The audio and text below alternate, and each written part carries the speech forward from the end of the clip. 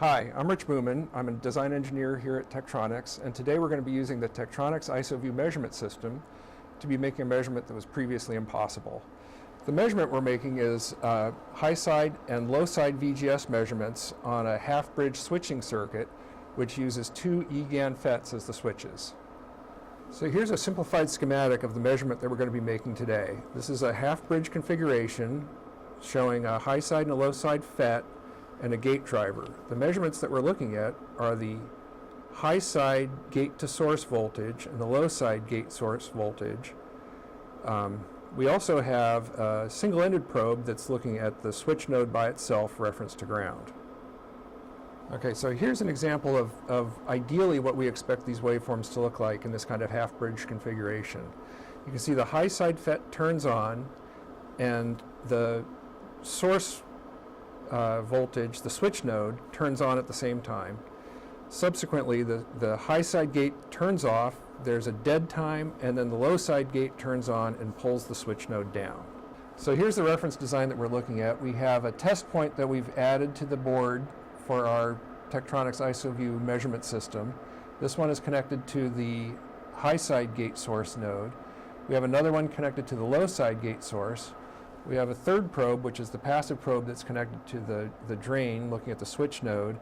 We've also added a current loop here if we want to measure the current into the load. So looking at the oscilloscope screen, we can see the high side VGS voltage is the yellow trace here. The light blue trace is the low side VGS, and the magenta trace is the switch node. Now we can zoom in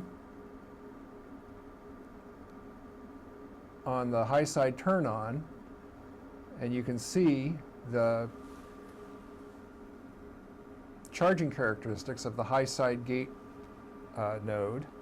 You can see the low side gate node has got some ringing due to parasitic coupling between the low side gate, the low side FET, and the switch node. Right now our power supply is running at 150 volts, and if we didn't have excellent common mode rejection, then this 150 volts would be coupling into both of these measurements and would be obscuring the true differential measurement that we're getting with IsoVu. IsoVu has a 1,000,000 to 1 common mode rejection ratio at these frequencies, which is enabling us to make a true differential measurement. So now we're looking at the high side FET turn-off characteristics. Again, the yellow trace is the high side VGS. You can see it start to turn off here. You can see the low side FET turning on here. You can see the charging characteristics of the low side gate. You can see the dead time between the high side gate turn off and the low side gate turn on. And you can also see the parasitic coupling from the switch node into both of the gates, and the ringing caused by the parasitic coupling onto the high side gate node, which is especially concerning because if this ringing is large enough to turn the device back on, you can get a short between the power supply and ground, and you can damage or destroy one or both of these devices. And this is the kind of measurement that is impossible to make today because of the inadequate common mode rejection of most of the devices that are out there.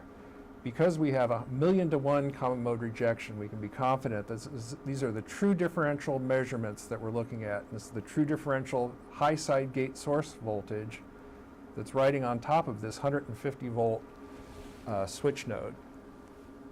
To make these kind of measurements possible, you need a measurement system that combines high common mode rejection ratio, high common mode voltage, and sufficient bandwidth.